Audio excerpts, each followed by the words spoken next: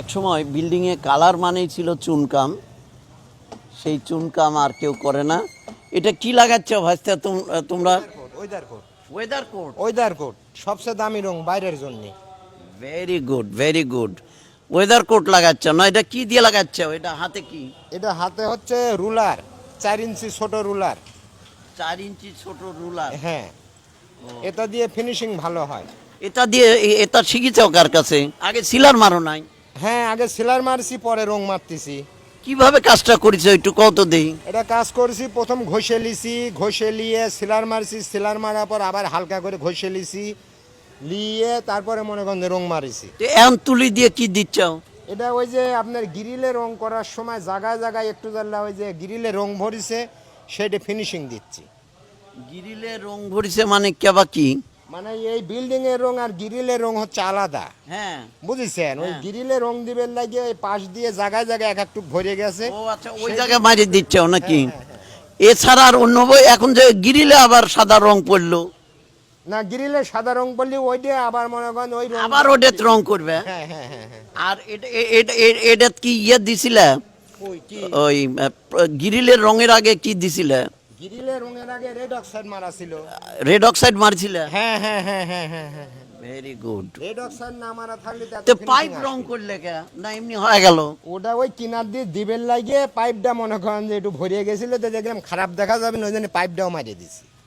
আচ্ছা, এই ওয়েদার কোটে সেউলি মেউলি পড়বি না? না, সেউলি মেউলি তো পরে না। আর তারপরে যেহেতু ফাঁকা জায়গায় সেউলি পড়বি না, উপরে গাছগাছালি থাকলে পারে এক একটু সেউলি পরে, তাও 2-4-5 বছর পর।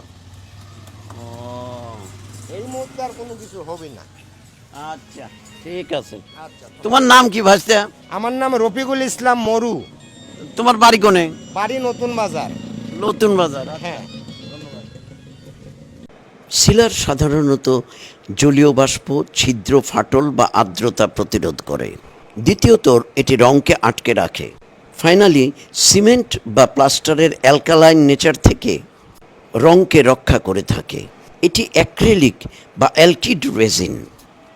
সলভেন্ট হিসেবে ওয়াটার ব্যবহার করা হয়, তবে এছাড়া রয়েছে বাইন্ডার, ফিলার এবং অ্যান্টিফাঙ্গাল এজেন্ট।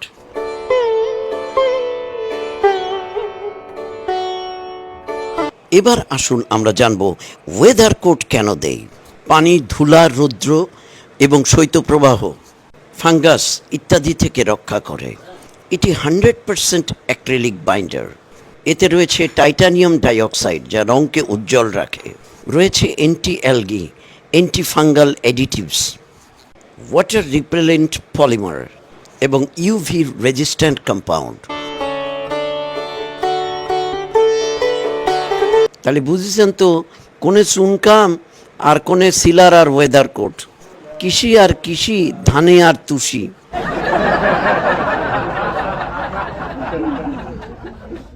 সবাই ভালো থাকবেন।